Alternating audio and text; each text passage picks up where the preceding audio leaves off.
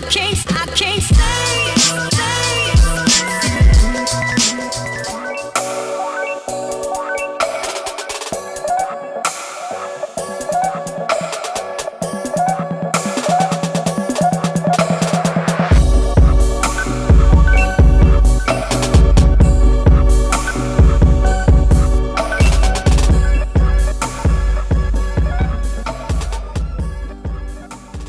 What's up guys, welcome to A1 in a Box. Today I have an iPhone 8 and 8 Plus video just like everyone else on YouTube, but I have all three colors to show you guys what they look like and to help you decide which color to get. Also, I'll be testing if you need to place the phone on the charging pad a certain way or if you can lay it down however you want so that it'll start charging. Before we move on, let's see what you get in the box.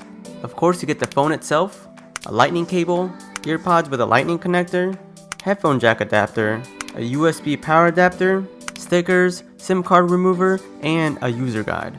Let's be real, everyone knows it. The iPhone 8 should have been called the 7S. They're literally the same phone, just a spec bump and wireless charging. We could be done with the video, but there are some stuff worth mentioning and testing out on the iPhone 8, so stay tuned. So let's take a look at the aesthetics. First big change are the colors. We have the space gray, the silver, and the new redefined gold by Apple. Now let's take a closer look at that new gold. In my opinion, when seeing it in person, it's more of a peach color than a gold color. It's like a creamy peach. You have to see it in person to understand what color it is, but to me it's like a peachy creamy color, if that makes any sense. So while we're at a close-up, let's take a look around the phone. The back is glass for that wireless charging, the sides are aluminum, but everything else is the same as the iPhone 7 and 7 Plus. Here is the silver. To me, the back looks white, which is pretty cool, but the sides have the silver matte finish. Of course, the front is white as well as the gold version. I was very curious as to how the space gray would look next to the jet black iPhone. Space gray looks like a pastel gray next to the jet black.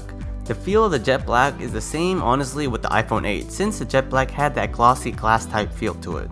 So here's some more shots of the space gray next to the jet black iPhone. Now looking at the dimensions, the iPhone 8 Plus is a little tiny bit bigger than the 7 Plus as you can see by the numbers. Also the 8 Plus is a little bit thicker, probably due to the glass, and also because of the glass it is heavier by 10 grams, which you can't really tell. The display size and resolution on the 8 and 8 Plus is the exact same as before.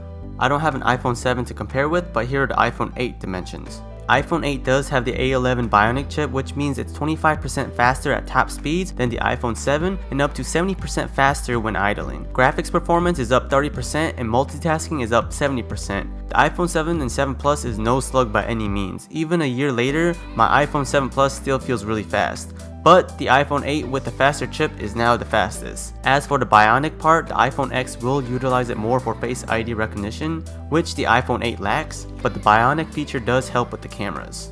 So the cameras are exactly the same as the iPhone 7 and 7 Plus in every way.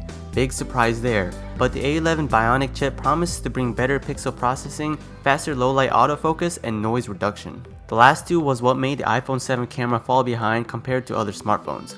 Last year, Google won the crown for cameras by better image processing even though it had an inferior camera. So if the iPhone 8 can match that, we may have a new winner. Now on to battery life. So there's a bit of good news and bad news here. Good news is Apple added wired quick charging and wireless charging. The bad news is the iPhone 8 lasts about the same as the iPhone 7, and wireless charging operates at about 7.5 watts instead of the 15 watt peak which Qi charging supports, and what the new Samsungs use.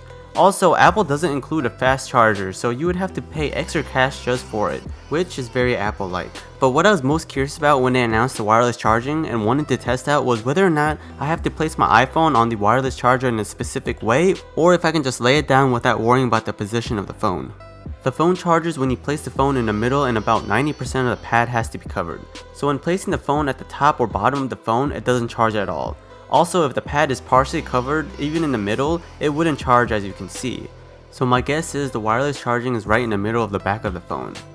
While you watch me place the phone in different positions, it's disappointing that we have to be conscious of where we're placing our phones to charge it wirelessly, or else the phone won't be charging for a whole night, and waking up to a dead phone is a major inconvenience. Yeah, most of the time we will put our phones in the center, but sometimes we won't. One thing to note is once you put the phone in the correct position, it starts to charge almost instantly.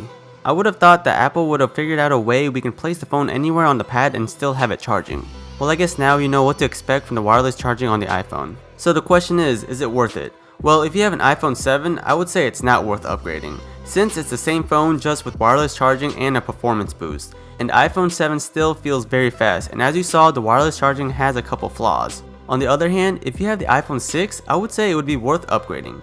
Or I would say go with the iPhone 7 because it's going to be cheaper now, has better color options in my opinion, and you won't be missing much by going to the iPhone 7 instead of the iPhone 8. But also, if you're looking at the iPhone 10 but are hesitant because of the gigantic price tag, just know the iPhone 8 Plus and the iPhone 10 have the same power. It's just that the iPhone 8 still has the Touch ID and no OLED display. Thanks for watching guys, hope this video has helped. If it did, hit that like button, subscribe if you haven't already. Until next time, peace.